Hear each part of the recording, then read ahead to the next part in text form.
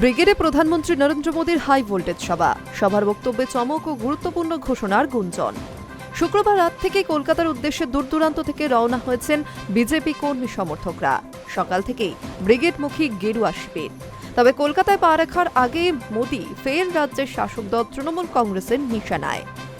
রান্নার গ্যাস থেকে SIR issue হয়ে কেন্দ্রের থেকে বাংলার পাওনা অর্থ পঞ্চবান ছুড়ল তৃণমূল কংগ্রেস। বাংলায় এসআইআরের চূড়ান্ত তালিকা প্রকাশ হয়েছে।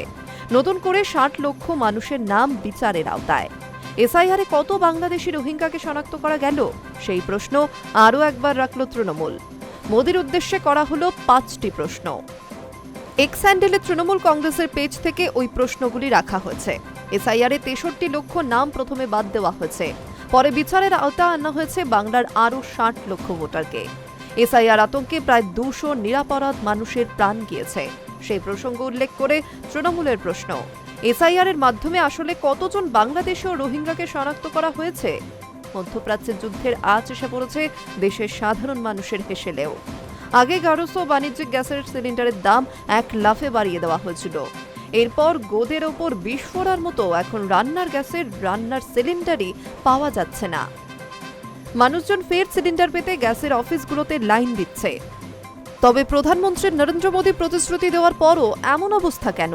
অনিয়ন্ত্রিত এলপিজির দাম বৃদ্ধি এবং ভয়াবহ সরবরাহ সংকটের কারণে দরিদ্র দুর্বল পরিবারগুলি কেন খাদ্যহীন হয়ে পড়েছে? বিশ্বব্যাপী অস্থিরতা সত্ত্বেও কেন কোনো কৌশলগত মজুত নেই, সেই প্রশ্ন তুলেছে বাংলার শাসক দল। রাজ্যের পাওনা টাকা এখন আটকে রেখেছে দিল্লি। কেন বাংলার ১.৯৬ লক্ষ কোটি টাকা পাওনা দেওয়া হচ্ছে না? সুপ্রিম কোর্টের নির্দেশের পরেও কেন্দ্রীয় সরকার বাংলায় মনরেগা পুনরায় চালু করতে ব্যর্থ, সেই প্রশ্নও করা হয়েছে। বিজেপি শাসিত রাজ্যগুলিতে বাংলার পরিযায়ী শ্রমিকদের হেনস্থা করার অভিযোগ উঠছে এখনও। বাংলায় কথা বলার জন্য বাংলাদেশি দাগিয়ে মারধর, আটকও করা হচ্ছে তাদের।